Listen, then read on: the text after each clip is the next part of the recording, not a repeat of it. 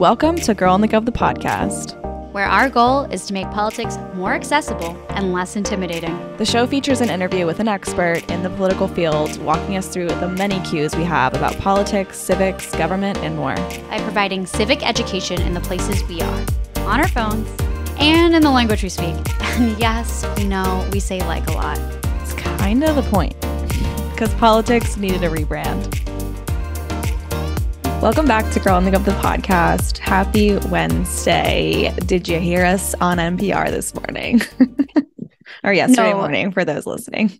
Legit, I woke up to texts from my friends. All my friends are early risers, first of all. Second of all, a lot of them, even if they weren't just naturally early risers, also have to be into work super early. A lot of them work on construction sites or in film and are in super early. So they're actually listening to the early bird radio.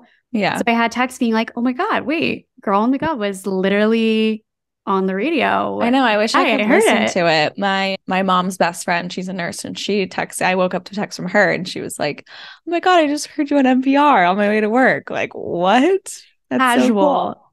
Casual. So, I just feel famous.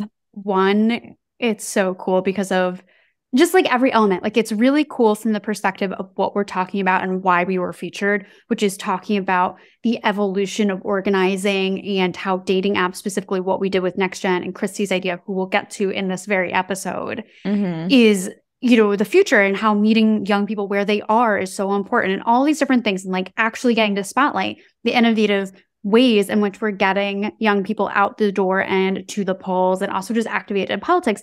But also, it's just fucking cool to be on NPR. That is one of those things, if you told seventh grade me, or I don't know, pick a random grade, oh my God, one day you're going to be on NPR, this thing that you use in your classes all the time, that I also grew up in such an NPR family, NPR shows always on the radio. It was NPR classical. You can just guess what my parents are like. But regardless, that was always on. I miss the radio. I need to just one day when I'm driving, switch the radio on just for the nostalgia. Well, see, that's the thing. I don't drive anymore because it's where am I driving? Yeah, exactly. So I feel specific crowd. But if you do want to hear everything that we are saying on NPR on the radio is in an article. So we'll link that in the episode description if you want to read about what we're talking about. Again, a lot of it is about this dating app organizing the Wisconsin Supreme Court race and Kristi Johnston, who's a genius and who is literally on the podcast today. So it just couldn't be more timely. Perfection. We love when that happens. Also, I was texting you this before, but I was at the doctor all morning, new doctor, and also amazing. This is the first doctor I've ever liked in my entire life. Genuinely, I had a great time. I was can we keep hanging out? I am not even kidding you. I was having a great time. And so was she. And she literally looked like Kristi and sounded it was literally if they were cousins. I found out where she was from, not the same area. So I didn't even start naming it. I was are you related? There was no way. That I was this is weird. This is I doubt that she's from Fresno, California. No. Totally different state. But I was dying. I was what are the odds? How is this a thing? And also shout out to just getting doctors your age. That really does help. Truly. Yeah. Well, one thing we wanted to talk about before we get into this episode with Kristi and dive on in is all the madness that is happening in the Tennessee state legislature. I also, sorry, side note, whoever back in the day decided to make those the words, legislator and tur, I want to sue you. I'm putting it out there. I don't know where I'm getting these imaginary funds some from, man in a white wig back hundreds of years ago. Goddamn white laid wigs. it out like that. Classic. But yes, absolute madness is happening right now. So we must talk about it. And basically what the deal is that Tennessee Republican lawmakers took the first steps Monday to expel 3 Democratic members of the GOP dominant House for their role in a recent gun control protest at the state capitol. The extraordinarily rare move resulted in a chaotic and fiery confrontation between lawmakers and supporters opposing the move and has further fractured an already deep political division inside the Tennessee state legislature. Resolutions have been filed against Reps Gloria Johnson, Justin Jones, and Justin Pearson after they led chants from the House floor with supporters in the gallery last Thursday. The resolution declared that the three had participated in, quote, disorderly behavior and, quote, did knowingly and intentionally bring disorder and dishonor to the House of Representatives. Republican reps Bud Hulsey, Gino Bolso, and Andrew Farmer filed the resolutions. They successfully requested Monday that the House expedite the process and vote on the resolutions Thursday. Despite support from the Republican supermajority, their request sparked outrage among supporters watching in the gallery. Their loud jeers led House Speaker Cameron Sexton to demand that they be removed by state troopers. Also during the turmoil, several lawmakers engaged in confrontation on the House floor. Jones later accused another member of stealing his phone and trying to, quote, incite a riot with his fellow members. Hundreds of protesters packed the Capitol last week, calling for the Republican-led State House to pass gun control measures in response to the Nashville shooting last week. As the chants echoed through the Capitol, Jones, Johnson, and Pearson approached the front of the House chamber with a bullhorn. As the three shared the bullhorn and cheered on the crowd, Sexton, a Republican, quickly called for a recess. He later vowed the three would face consequences. Meanwhile, House Minority Leader Karen Camper described their actions as, quote, good trouble, a reference to the late U.S. Rep. John Lewis' guiding principle. By Monday, Sexton confirmed that three lawmakers had been stripped of their committee assignments and said more punishments could be on the way. A few hours later, House Republican Caucus Chairman Jeremy Faison referred to Jones as, quote, former representative during the evening session.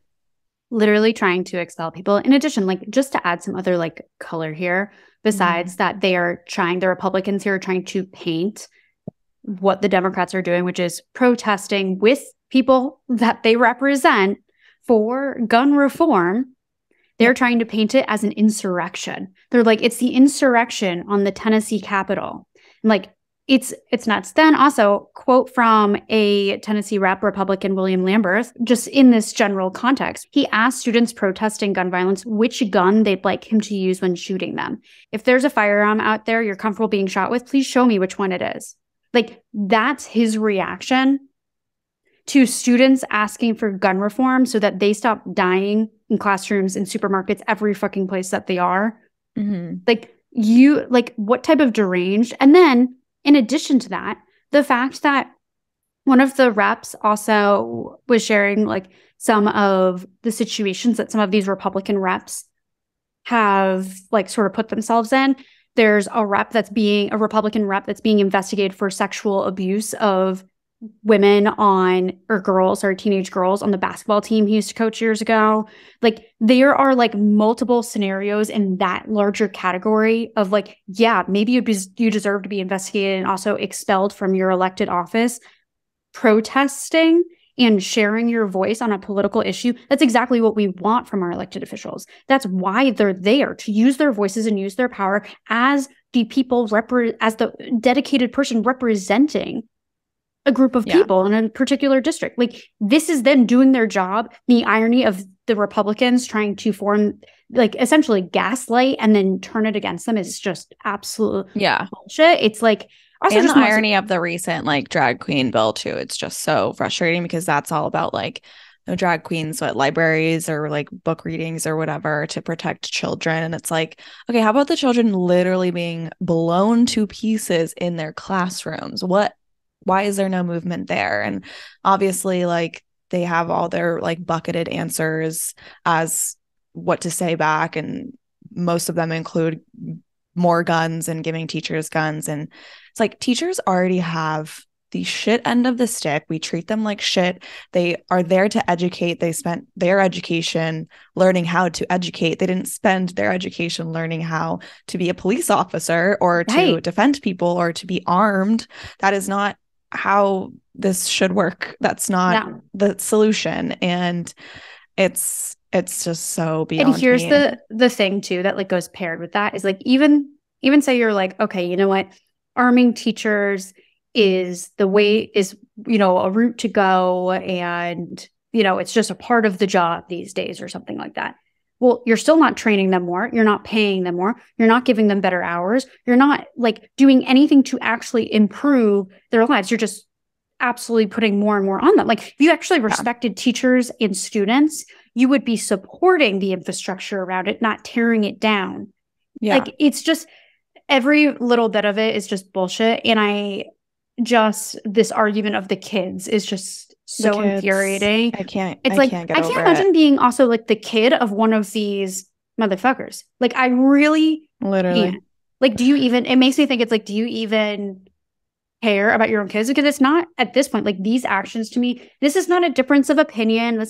We see an issue differently. This is like, you have to actually be like cuckoo bananas in the brains to think this is the move. This is the smart thing to do. This is also the right thing to do. This is the democracy-led thing to do. Thing. It's like, it's not that. It's just that they are covering up and trying to continue to prolong any reform so that they can continue to rake in cash from the gun lobbyists that pour money and slip them checks under the table.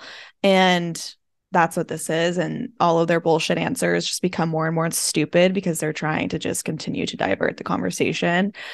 Yeah, it's crazy. And this is just also such a lesson in how state government matters and paying attention to that matters, and voting for state legislators that are going to represent you matters, and how there's a lot of work to be done to dismantle and break apart power in these supermajority state ledges in these red states across the country.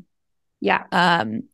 And honestly, a great plug for Dream for America too. We mentioned yesterday in Top Stories, we are now senior advisors to the Dream for America team. It's an organization that helps empower Gen Z to be more engaged and bring, their civic power to the forefront, especially looking towards local and state government and how to have an impact there. So if you want to learn more and get involved, definitely go check them out. But yeah, fucking insane. And then now it's, seeing too the way that the supermajority is now stripping elected members of the state legislature, stripping their power, expelling them from even being a state legislator anymore.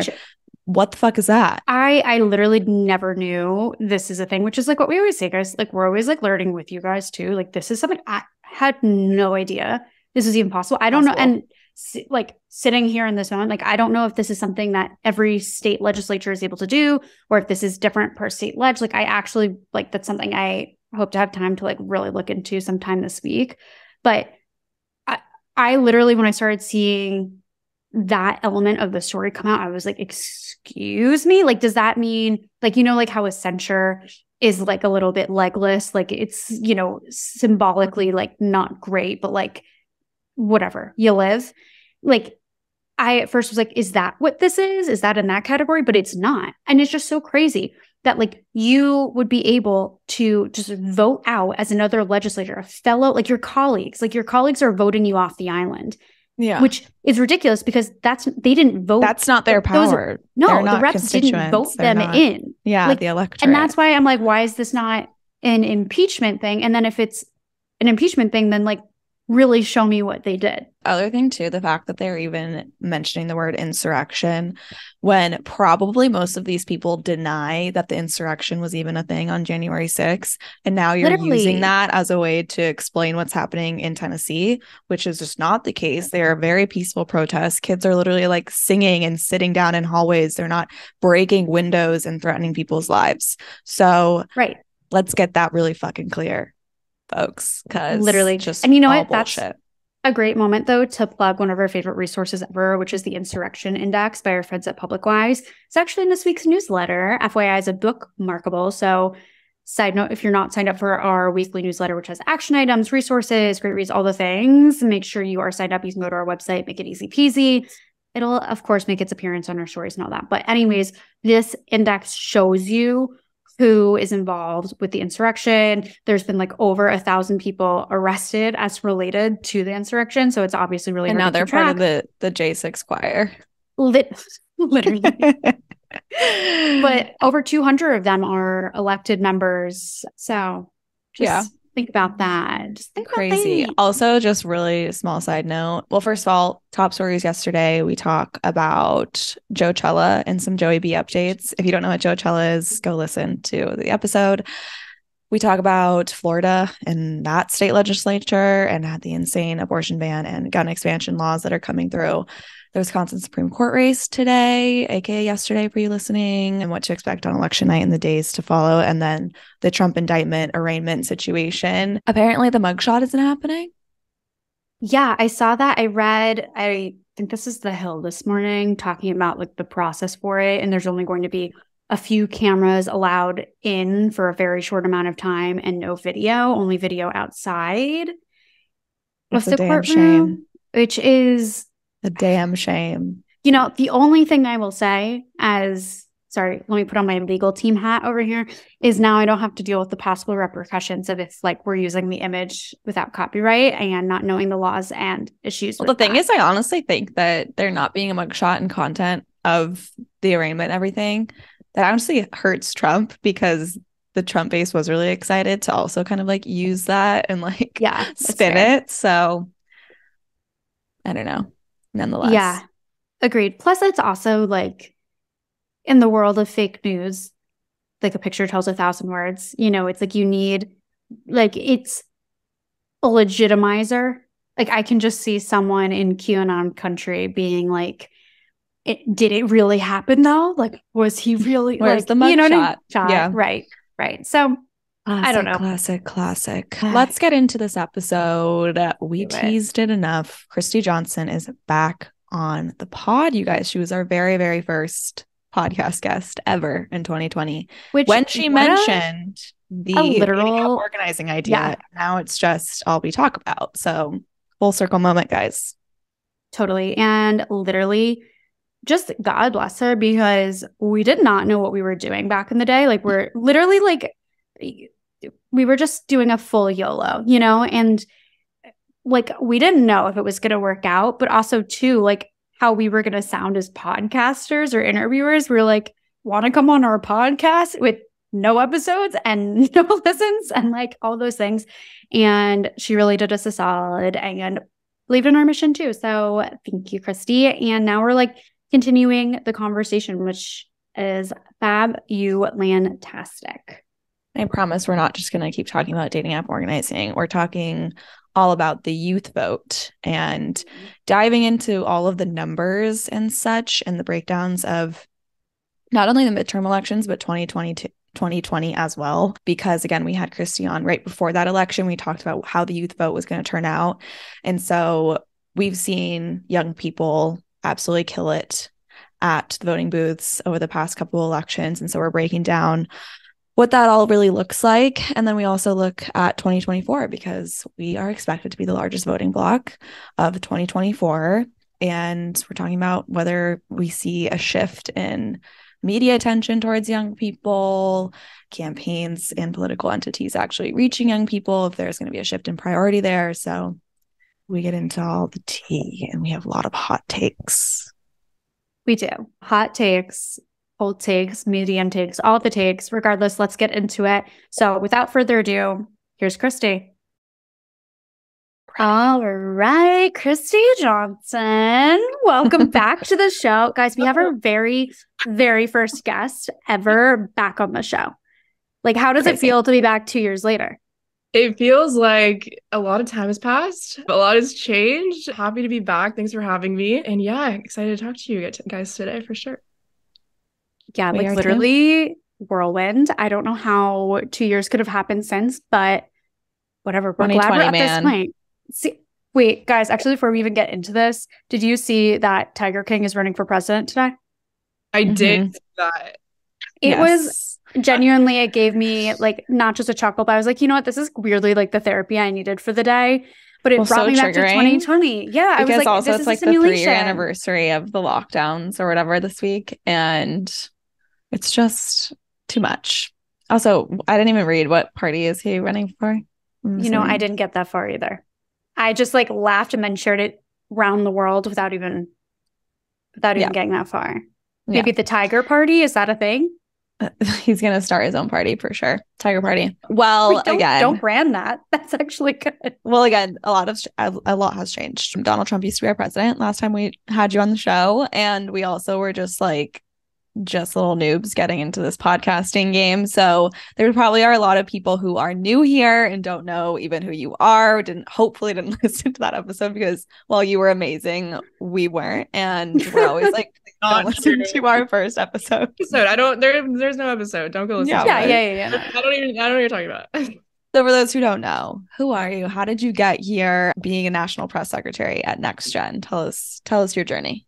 Yeah, so thanks for having me back. My name is Kristi Johnston. I am now the National Press Secretary at NextGen America. And yeah, I think my story, I'm really proud of it. At NextGen, I started as a receptionist in 2018. And yeah, I feel like it's just been a roller coaster since then. Somehow stumbled my way here. And yeah, just doing this job now. So obsessed. I mean, literally talk about a win-win. Can you tell us a little bit about NextGen and also like kind of why you first got involved? We're like, you know what? This place is a spot I want to work. Yeah, so we're the largest youth vote mobilization in the country. Our mission is to engage, educate, and register young people to vote. So we target 18 to 35-year-olds across the country. Since 2013, we just hit our 10-year anniversary. Pause for happy anniversary. Pause for applause. Yeah. Mazel. We just hit our 10-year, but since then we've registered 1.5 million young people and continuously engage millions more into the political process. So that's kind of who we are. And yeah, I think it's that mission that really drew me to NextGen and why I'm still around doing this work. That's incredible. And we're going to talk all about the youth vote today, really over the past couple elections and also looking forward to these big future elections as well. So let's just get on into it because NextGen has all the numbers, including that 1.5 million. Is that what you said?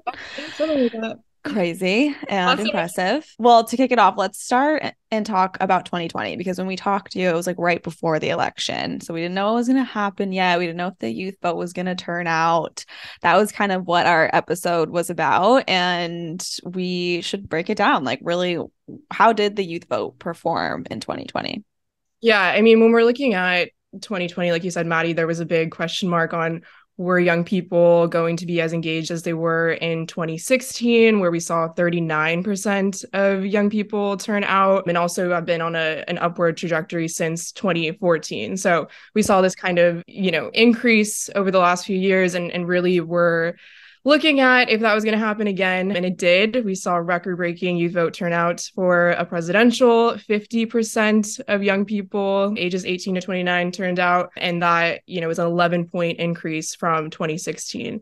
And this is in a year where we had, I don't think we're using the word unprecedented anymore, but it was unprecedented. There's no other word against, so many different challenges. We had a vote by mail, which a lot of young people needed resources and education on, in a new way to cast their ballot. We also switched to completely virtual organizing at NextGen, and a lot of other organizations did the same thing. We couldn't be in person on college campuses, reaching out in the traditional way that we used to with like clipboards and tabling. So we had to be really innovative in the virtual space on how we were going to engage young people. Also, alongside that, like mental health was taking a hit. The country was literally in a collapse. So it was a year that was, very challenging, but young people did it and we turned out like never before, and it was great. Mm-hmm. Well, thinking also to just the clipboard method of everything. And sort of being on college campuses and getting that feel. Yeah. And now we're kind of, we're back in person in a lot of ways. Like, what has been sort of the difference between the pre-pandemic on college campuses, activation, clipboard, tabling sort of method, and the reactions there versus now? Yeah, I mean, it was a natural transition for us because young people are digital natives. We live on our phones. We consume our information from a lot of different social media platforms. So for us, it wasn't something that we couldn't overcome. And that's when, you see a lot of the unique ways of getting young people engaged come up, like organizing on dating apps, which was my program in Arizona in 2020. I was going to say, did you announce that on our episode, the first one? I feel like we talked about it. I think it had And its we're launch. like, oh my Yeah. God, what a great idea. And Yep. you've just been sweeping the nation with it. I know. Yeah. Now, yeah. In the last year, we brought it to the national program. Yeah. So I think, it was, again, very challenging, but we looked at the climate of what we could do in the digital space and we killed it. Yeah. Well, thinking of 2022, not 2022, 2020 as well. That's what I meant to say. What were some of the mobilizers for young people in 2020? Like, we know Trump was obviously a huge one, but then we had Biden making a lot of promises that hopefully mobilized some young people to turn out and vote for him. Curious what some of those mobilizers and promises were, and also like how Biden is living up to those. Yeah, I mean, I think we saw a lot of different crises in the country come to a head during that time. Like we were looking at, and we still are looking at, a climate crisis. We're looking at an economic crisis where the first generation is going to be worse off than our parents. And we're also looking at a democracy in decline, a democratic crisis. So I think all of those coming together really made for this perfect storm for young people to use their voices in a way that they hadn't before. So I think, you're looking at that alongside the leadership at the time, which was Trump. Also, again, COVID, being trapped inside, really feeling like we didn't have the power to really go out into the streets like we would have in the past. We also had the George Floyd protests where we did see people in the streets, but in ash falling from the sky. It was just, again, like a really critical time where young people recognized what we were up against and came together and turned out in the way that they did. Mm-hmm. Yeah. And now looking to 2022, we have Biden in the presidency, like felt like everyone had like in a sense a deep breath, but realistically, like we still aren't in a place where we can take a deep breath if like, anything about really deeply, like what's going on. Mm-hmm. But I know we were worried, are people going to show up in 2022 in this midterm election? Midterms have lower turnout and also too, people feeling like, okay, 2020, like we did that. But I think young people really proved in 2022 that they weren't going to sit this one out again. And I'm curious if like you saw anything with the like just behavior of young voters. Like sometimes someone gets something once they achieve it and then they're like, okay, good, we did this and now moving on, or they don't think about it anymore. Or also too sort of that behavior of people where they don't achieve something, they don't win an election, and then they also throw up their hands. And I'm curious like what you think about like the behavior of young voters, like what they saw from 2020, they took into 2022 and said, yeah, no, we're going to show up again.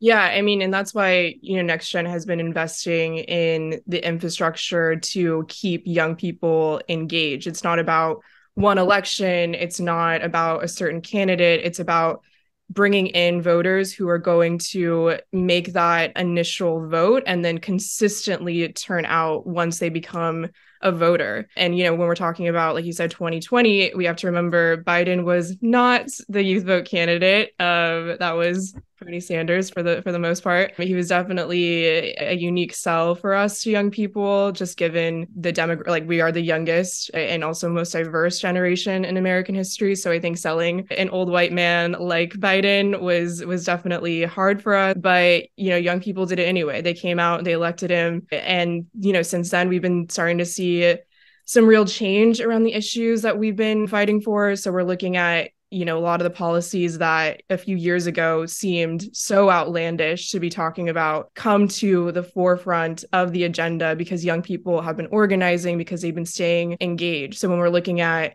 the biggest climate legislation in history with the Inflation Reduction Act, we're looking at marijuana reform, canceling student debt, although it's had its, hiccups recently. These are all issues that young people have been leading and that Biden has been listening to and has been acting on recently.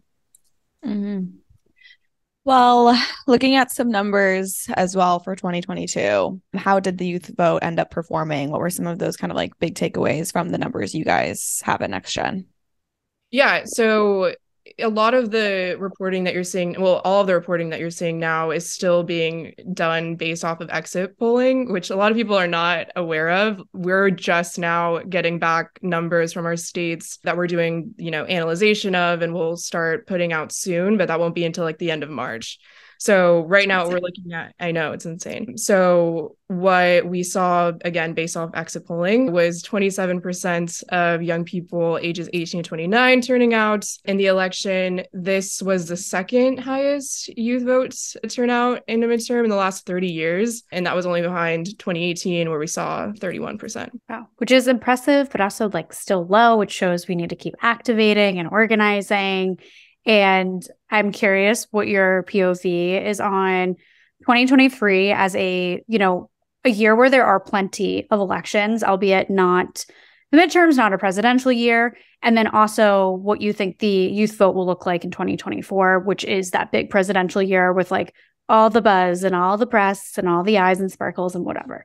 Yeah. I mean, yeah, you could say, I don't know. I wouldn't say it's low. Like it was on par with 2018. And I was worried at the time that reporters would kind of take that at face value and not really do, which would be irresponsible reporting, and not really do the digging behind the importance of that 27%, because when you're looking at the margin of young people 18 to 29 that voted for Democrats versus any other age group, it's so significant. You're looking at, I think, 28% of young people favor Democrats versus a very, very tiny margin for 30 to 44. It was like, I think 51% to 47.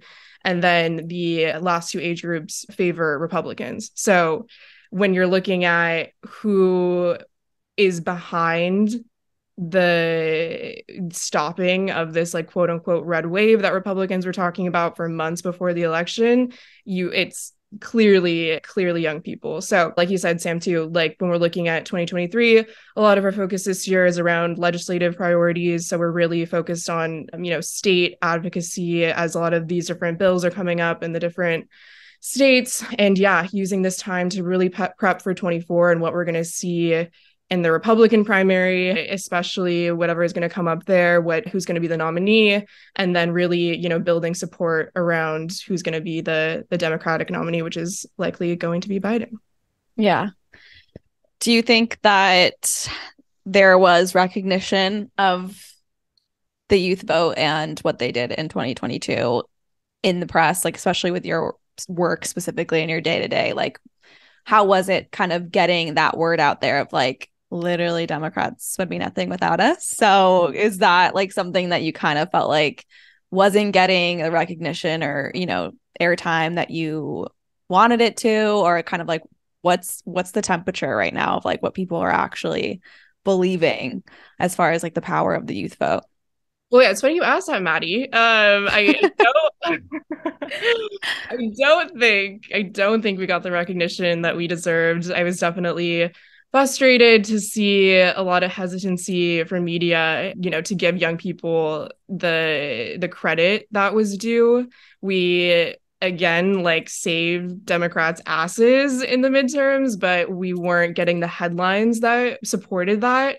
Yeah. And, even before the election, there was this like, I wouldn't say movement, but there was definitely this like climate of reporters that were setting up this narrative that young people were not going to turn out. And that was the most like frustrating experience to go through, especially when they would do like comparisons comparing 2020 turnout to 2022, or, just making kind of like really false comparisons like that was really unfair, because you can't compare a presidential year to a non-presidential year. Like, of course, it's, gonna go down. So even just catching wind of that before the election was really disheartening. And I understood right after why a lot of reporters didn't want to write about it, because they didn't want to do their, stories around exit poll data. And like I said, now that we'll have that in late March, we'll have a bigger opportunity to start pitching those stories a little more aggressively as we start analyzing it. But I really want to make sure that we're painting that full picture around what the actual turnout was. And when you're looking at a lot of key races, like the Fetterman's race in Pennsylvania, he won by, I think, like 3 points over Dr. Oz. And you look at the breakdown of who was supporting him by wide margins, and that's young people. The other age groups weren't. You're looking in Michigan, where, young voters, 18-29, voted for Whitmer by 62%. And we led a governing trifecta in the state now. And now we're seeing a lot of progress being done on that end. And you're also looking at Wisconsin. There are just so many different states where NextGen was in, that we're organizing in, where we, led these key races for Democratic success.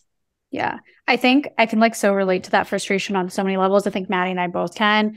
But one of the things that we've talked about before is the press creating the situation, these predetermined results. So it's if for months you're saying it's going to be a red wave, it's going to be a red wave, and then people go, okay, well then my vote doesn't matter, and then they don't turn out, then we have a situation where you've in a sense created a voter suppression.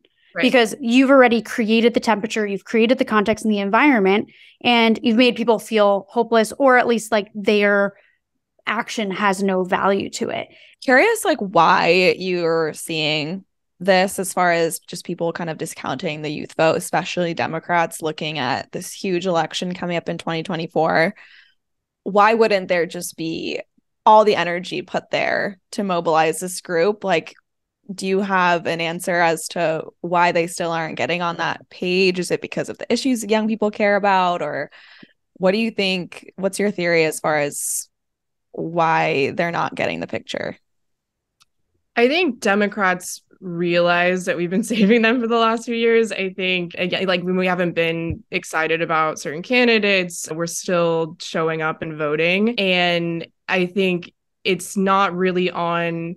it's on elected officials to respond to the policy needs of young people. But I think in terms of organizing young people, it really comes down to investment in organizations like NextGen. So we're the ones really with the boots on the ground, making the personal outreach to young people to get them to cast their ballot. And it really comes down to the motivation of young people at its core. And in a lot of ways, NextGen really plays that fire aspect of making sure that young people not only have the resources, but that they're excited to vote. And so our job is to really get that encouragement behind certain candidates and really do that kind of hard work of making the calls and the texts and the events. And that really comes down to investment in advocacy groups like NextGen.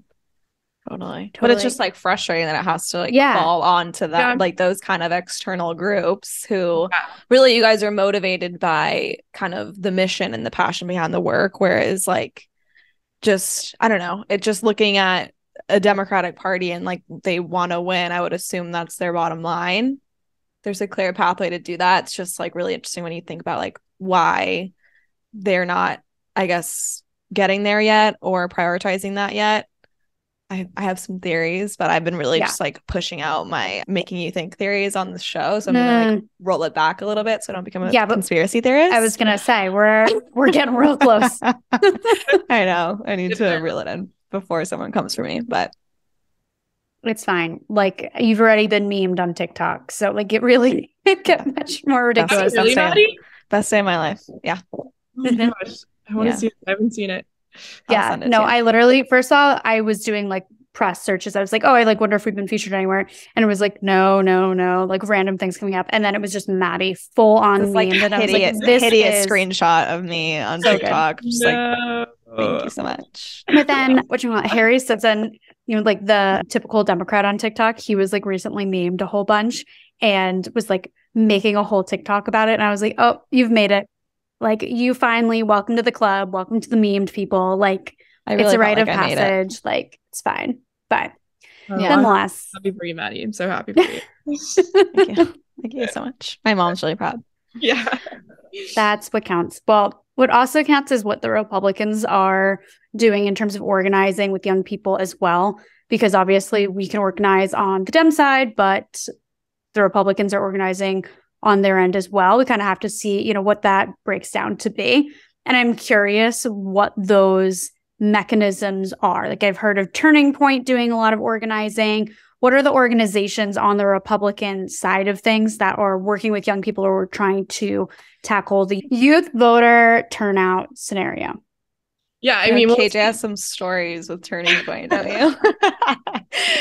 too. And let's be clear about Turning Point. The most of their budget goes to cable TV. So if they're trying to reach young people, I don't know.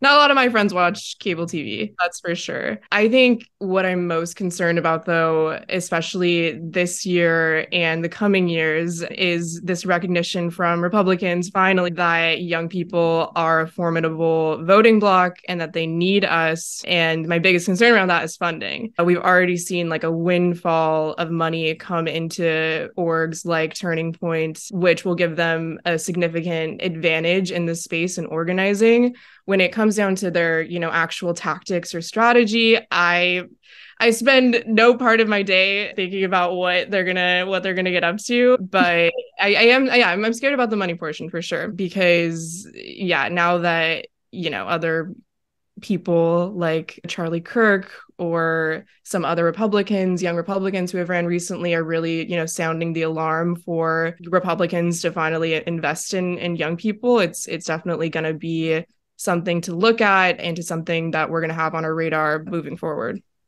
Yeah, I'm also so just interested in the whole Nikki Haley of it all, just because I feel like a lot of her campaign so far has really been like highlighting how young she is, also kind of coming after old people, which is like we come after old people in like a different way, but she's like actually just attacking them for being old. And it seems to be this tactic that I think is really a priority for her campaign, and really highlighting her young age and highlighting Biden's really old age, and really a lot of different electeds older ages. And I'm just curious to see how that all plays out, because I think not only her campaign, but really the Republicans as a whole, like you said, are kind of catching on to like, we literally are doomed unless we can retain some of these voters.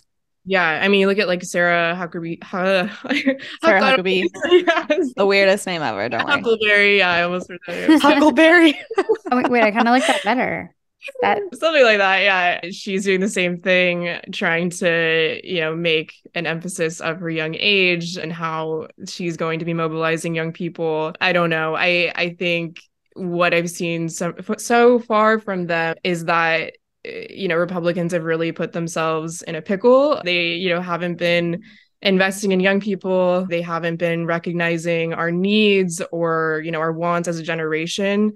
If you're not responding to that, I don't know how much success you're going to have now starting organizing, in the last really like investing the money this year moving forward, and then, kind of having like half, I don't know what kind of. Yeah. And they've not only like not been addressing young people's needs, but they've literally been the antithesis of young people's needs. And they have a lot of recovering to do. I think with this demographic, I think they have dug themselves a little too deep to attain the youth vote at this point, but fingers crossed that obviously remains. But yeah, I mean, and that's why it's cool too, and really like advantageous for progressive organizing in general to have orgs like NextGen, who started 10 years ago and who has like built the infrastructure to really create this movement of young people who are engaged and passionate and who are now our voters, who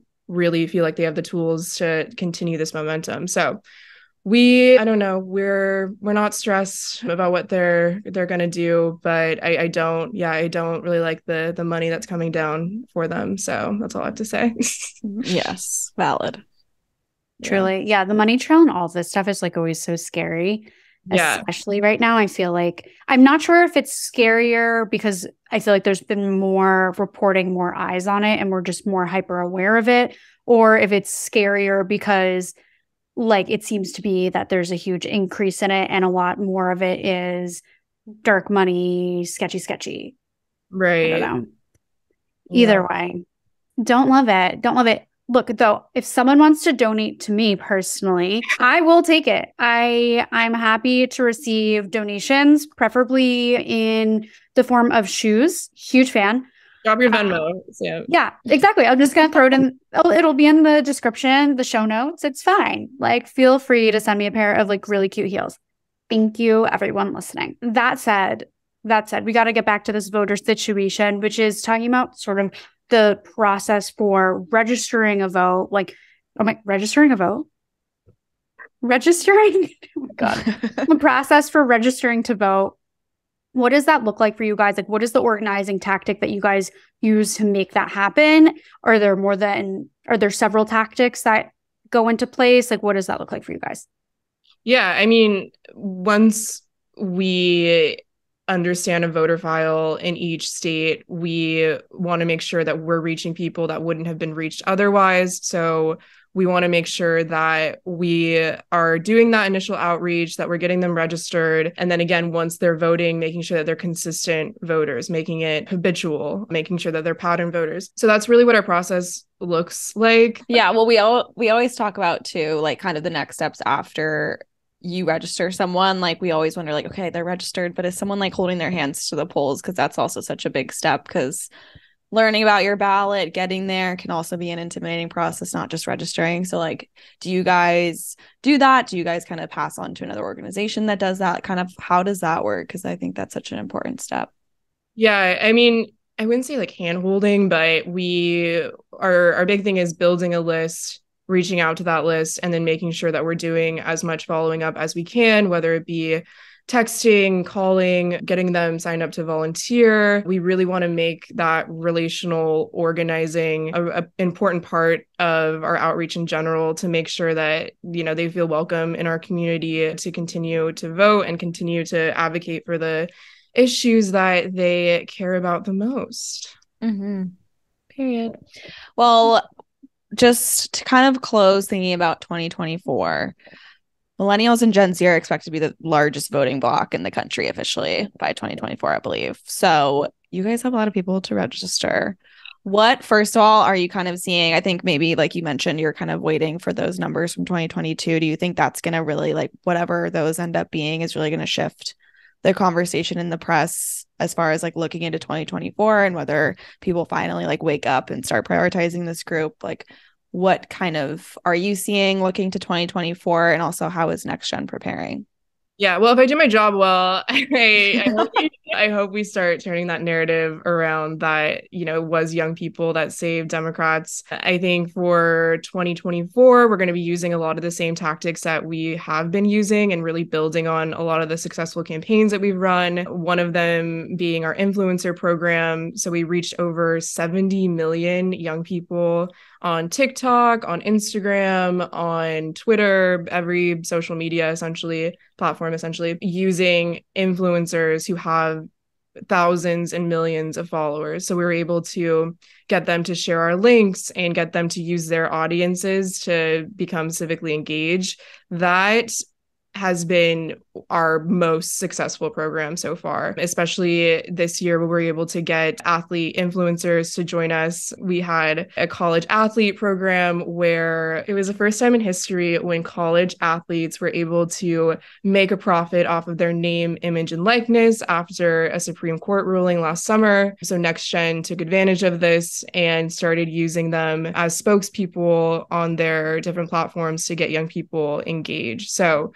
we have something like that that's been really exciting. Also, campaigns like Hot Girls Vote, again, dating app organizing. We use like dating apps like Hinge, Tinder, Bumble to reach out to our matches and get them registered to vote. So yeah, I think just continuously looking for new ways that we can reach young people where they're at and give them the resources that they need is our biggest priority.